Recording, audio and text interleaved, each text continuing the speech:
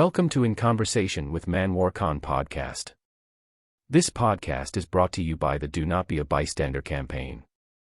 You can join us in raising awareness about bullying by visiting the donotbeabystander.com, and be sure to subscribe to the channel to stay informed about upcoming episodes.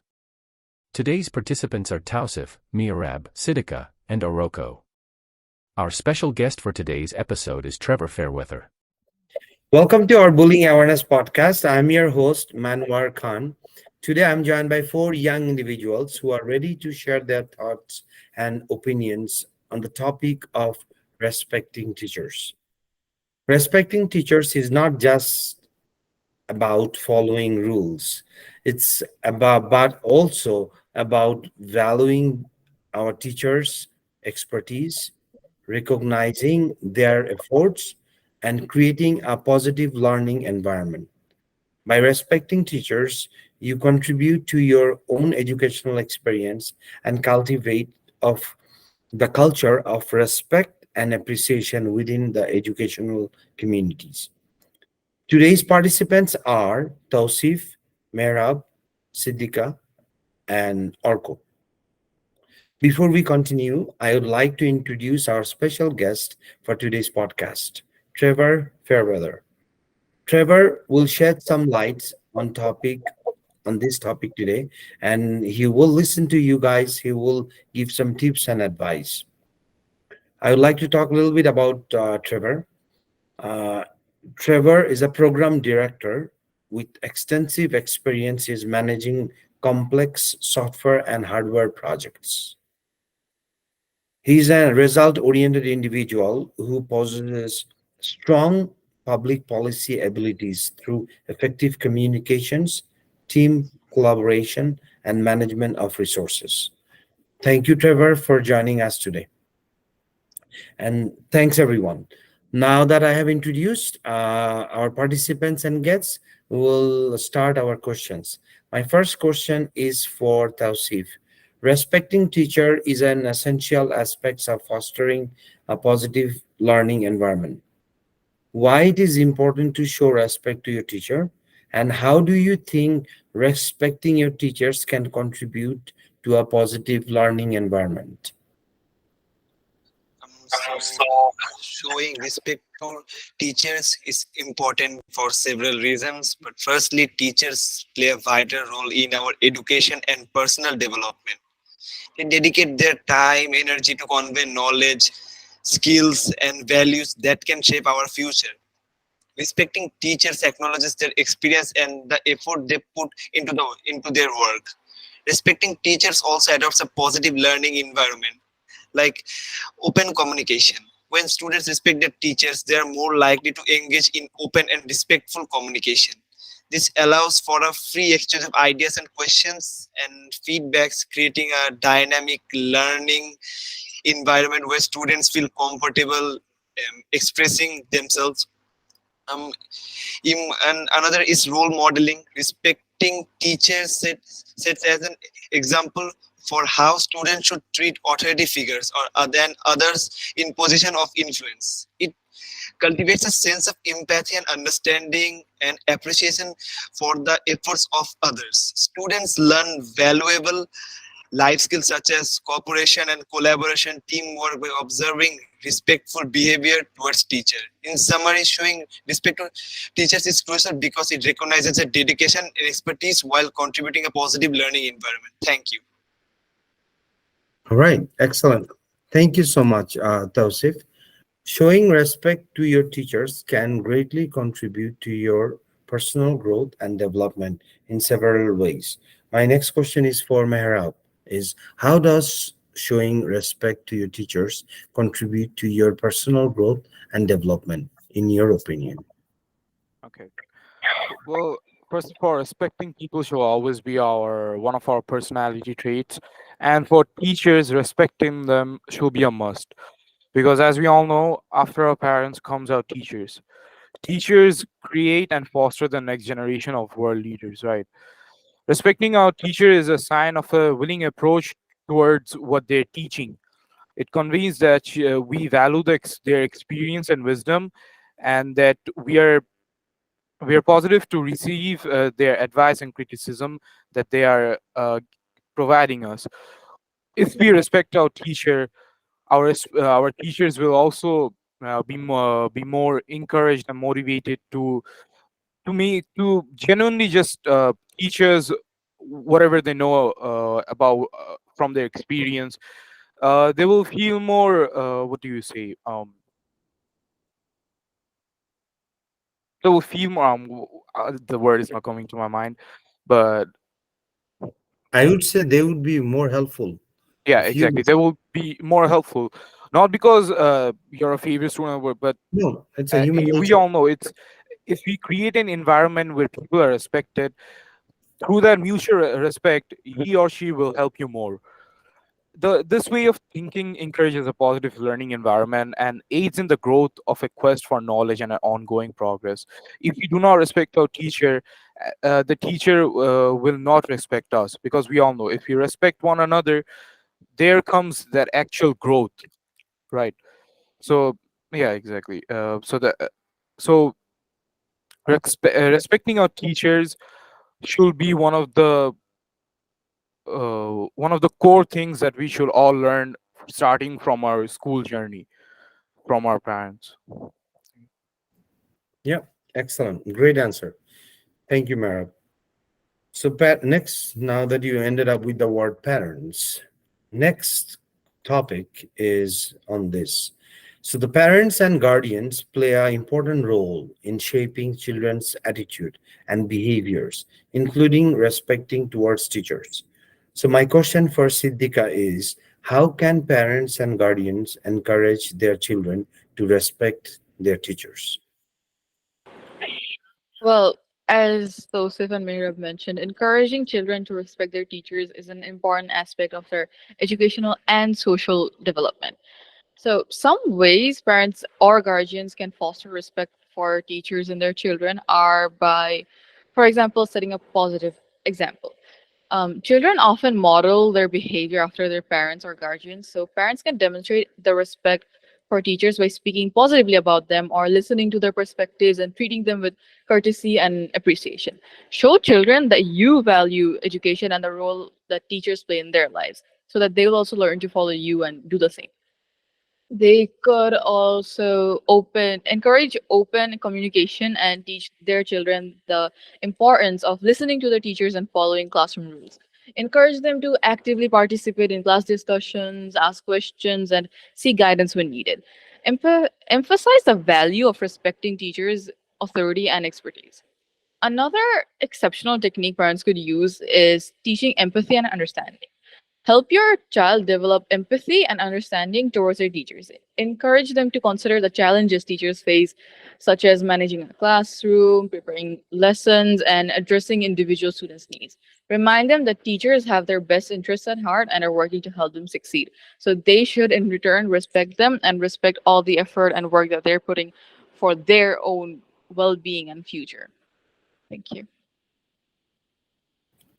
Thank you, Siddhika.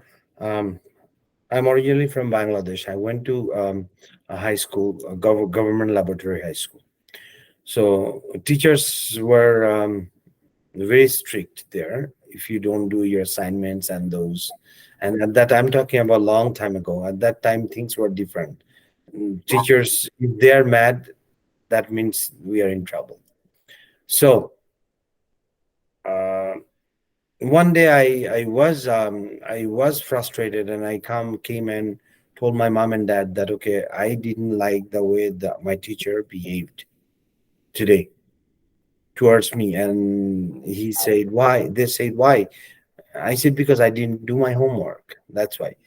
So they said okay, it doesn't matter. I'm going to tell you one thing.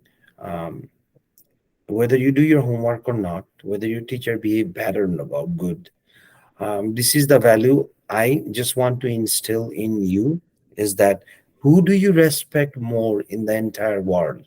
Then my answer was obviously you and mom. I respect you guys more. So if you guys really respect us the most, then I'm telling you, you respect your teacher more than us. That's all he said. And you don't ask for an answer. Why? They're only trying, they're getting paid too, but they're also trying to build you up, your personal growth and everything. So either way, the bottom line is you respect your teachers more than me and your mom. That's how I grew up, and that's instilled in me. I still have good connections with all my teachers. I'm not telling everybody to follow that, but this is how I grew up. I just wanted to share that my story. So to me, this is a very important topic. So respecting teachers. But that was a great answer. Thank you so much, um, Siddiqui. So my next question is for Orko. Okay, so I'll start by mentioning a very popular Bengali saying that teachers are the next person, the next right after your parents, right? And that really emphasizes their impact on the whole of society. And I would also like to say that teachers, they devote their whole life, their whole career, most of their career uh, in teaching you, in educating you, and they have to uh, face so many problems, and in doing so they have to be patient with the students. They have to have these they have to have so many problems that they have to encounter and overcome, right? And that's why it's so obvious that teachers do deserve respect, right? And that's where your question comes up, that there are so many ways that other people and students, this youth, really disrespect Yes. teachers. And so there are obviously many ways that teachers are disrespected. The basics are just disobeying your teachers, not listening to them, disrupting the in class, and uh, tr- treating the teacher with an attitude that being rude to them, being impolite to them. All of these are really disrespectful to teachers, and it is really undeserving for them, because all of their career they're trying to educate you, and uh, you're sabotaging their work, and in turn your own education. They are your educators, right? So why would you wanna sabotage yourself by disrespecting them, right? So it is really important to understand their value in society and in your life, because teachers are really, as I said, teachers are the next role model in your life, right? So that carries a big weight on your life, and it has a big impact. And that's why I think that in these ways, the ones that I mentioned, these are the common forms that teachers are disrespected, and it's really unfortunate because it's still done. And I hope that's the disrespect and this unfair treatment is reduced, and it's stopped completely, eliminated. Yeah, that's my answer to your question. Thank you. Excellent. You covered some important stuff. Thank you, Orko. That's great. Now we have come to the end of our podcast. Now I would like to welcome our special guest, Trevor. Trevor, you did listen to these young minds. They touched some very important topics here, issues, and please share your thoughts and insights. Any advice for them? Because the environment of a classroom can provide feedback, improve your knowledge, creating an atmosphere of respect, ideas, and knowledge all float around. And the more positive the atmosphere, it helps everybody in the room. So it's not just yourself, which is also the teacher, but also your colleagues, students. So you have to remember the role of the teacher is to teach. Your role is to learn and not hinder other people's ability to learn. And that can come up in various aspects. But you also have to separate the topic. So just because you don't like a topic, you're in the class, you have to learn the topic. So let's pretend your passion is the performing arts or athletics, and you're in a math class. And someone decides to ask the question, how do we use this in the real world? When you're doing math assignments, they actually give you many problem assignments that relate to the real world. Your role when learning is to apply it to other things that you're learning. So for instance, if you're into performing arts or athletics, you have these other teachers, which are called coaches. Just a different word for the same. When you apply a combined set of knowledge, for instance, math plus sport or math plus performing arts, that applies it to you personally. So your role is to take the knowledge of math and apply it to the things that are of value to you. An example of taking math and applying it to sport is we just finished doing the NBA draft, NFL draft, and NHL draft in North America. All of those drafts are based on statistics, which is math. When you go out to try and apply for universities or trades, colleges, you have marks. When they assess you, again, that's math, that's statistics. They'll ask for other things like a letter of intent.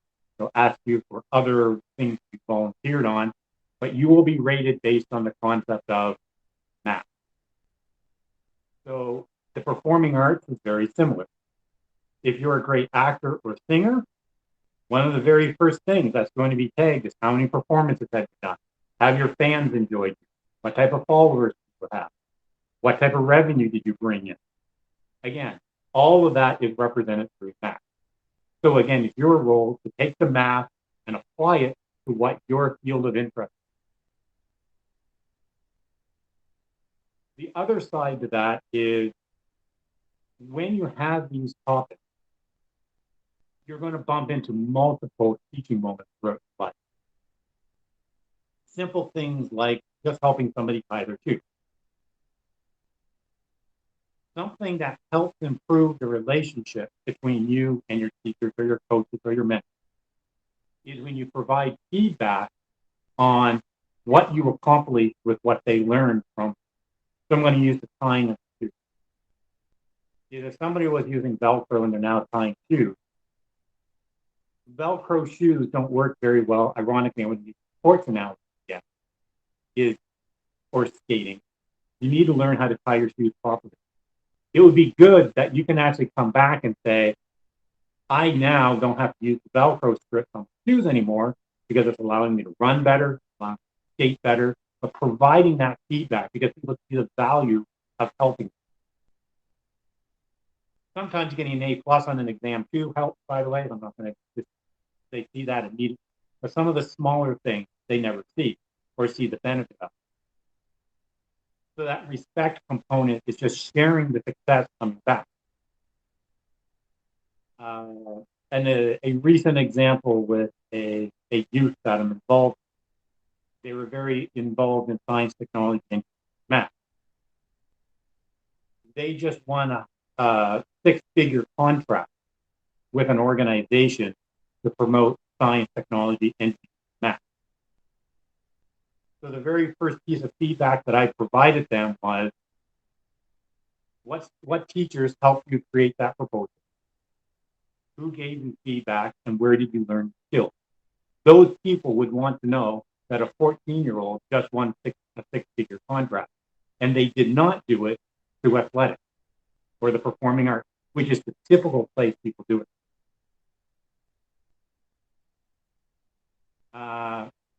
I guess, any questions?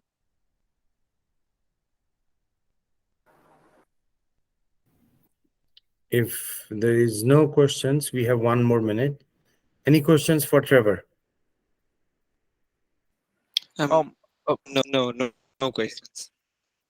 Basically, we all respecting your teachers. What if the teacher is very hot-headed and cold-hearted? Sometimes, like he doesn't care. What do we do in those situations? Just to break some ice. One of the things that is always beneficial to do is perform well in that class. The other component of that, specifically in the K-12 system, you often just have a teacher for a short period of time. a semester or 2 semesters. Sorry, I couldn't hear you. You have to separate it from what their role is, and also know that they're only there for a semester or maybe 2 semesters. Okay. Their role is to teach. Your role is to take what they're teaching and apply it the best ways you can, so how would it benefit you personally?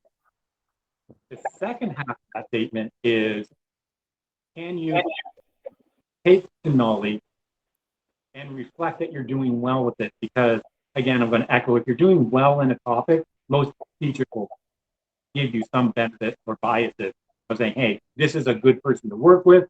I will recommend them for this, that, or the other thing. Okay. Now, this is where it overlaps with what MANWAR talks about. If that hot-headedness turns into something that's abusive, then you have to take other ways to deal with it. You still have to respect the position, because now you're separating the teacher from the topic, from their role. You don't have to like a teacher. Arguably, a teacher doesn't have to like you.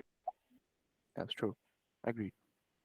If you may be in a subject that you may not like, but you have to find where it fits to make it relevant to you. Google is a great way to do that, by the way.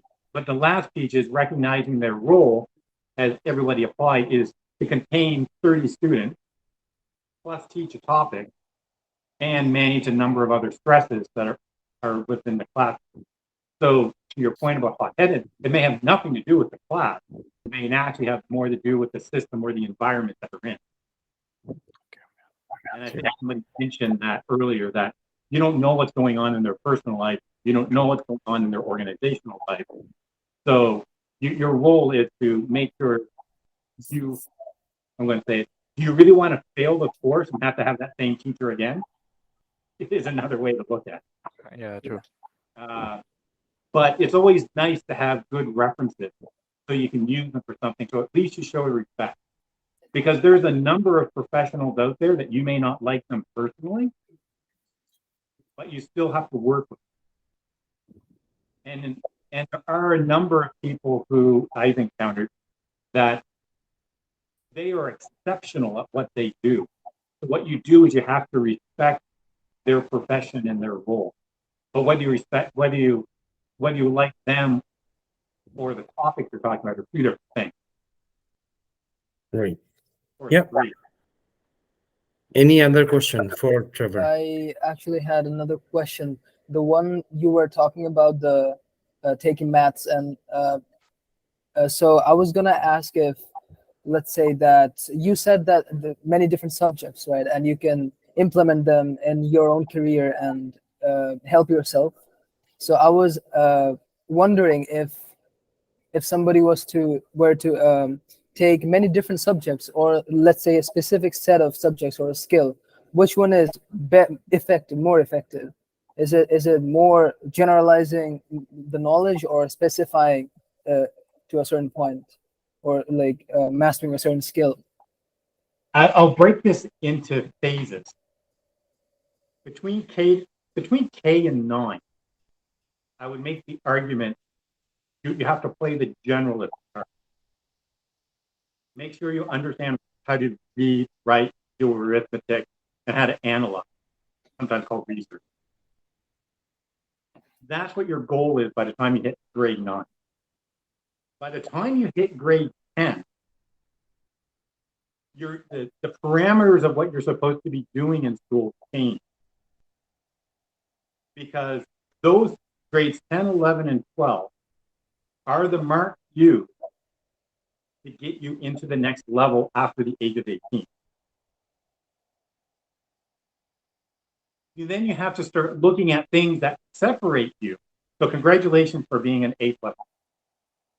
You as an A+ student, without any soft skills, extracurricular activity, you have to do something that sticks out. So many universities or even employers will look at the other 30% component of your acceptance. So I'm going to assume everybody here is an A+ student. So congratulations, you all just got the 75 out of 75 on that component. So what are the additional items that's going to make you stick out? Because if you're not doing anything on the volunteer side, if you're not doing anything on the extracurricular side, if you don't have any other indicators, that means you get 0 out of the other 25. So congratulations, you did well in one piece, but you need the other pieces to beef it up. Now, this is where you start to specialize. So that comes back to that second part.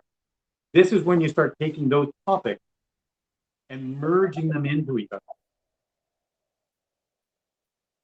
And I always lean on the performing arts and athletic side, because what happens is if you're doing really well as a varsity sport person in high school, there's this whole other bucket in which you choose.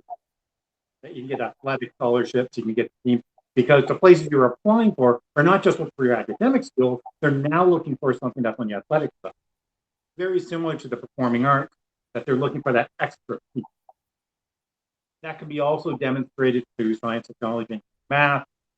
But when you're writing and communicating on your applications, you have to highlight what makes you different than everybody else.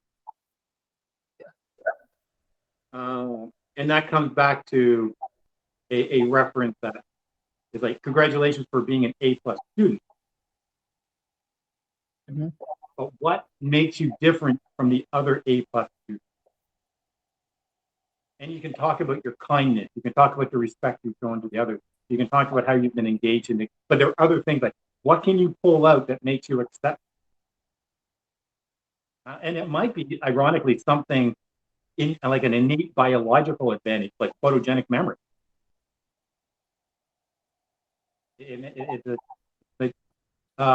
Basketball players are now basically chosen basically because of their biological advantage of being 6'6", 6'8", 10 foot. It's like, so there are components that you have advantages over.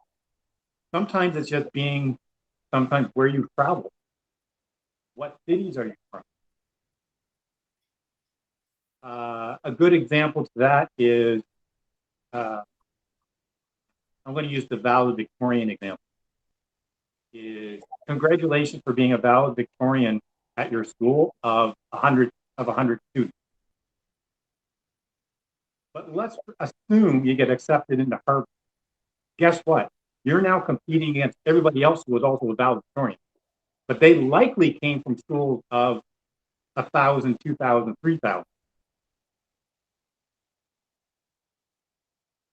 So that's where you have to, like, so in some ways, if you come from a small school, you may get the advantage of more teacher time because I have the time to provide it to you. Hence that factor. But be aware that know what the other high schools are doing, because you know it. But once you hit that next level, you have to be aware of who you're communicating. It's called leveling up if you play video games, right? So, did that help? Yeah, thank you for your insights. Excellent. Any other question for Trevor? No. Excellent. Thank you so much. Thank you so much, Trevor, for joining us today. And thank you, all our participants. Thank you so much for listening to today's podcast. Thank you for having us. Thank you for having us. Before we wrap up, I would like to remind our listeners that there are several resources available to help individuals dealing with bullying. The Government of Alberta has Bullying Helpline, which provides support and advice to those who experience bullying. And that number can be reached at 1-888-456-2323. Bullying is a violation of human rights. Under no circumstances is bullying acceptable. Thank you for joining in conversation with MANWAR Khan, and see you next week. Bye, everyone.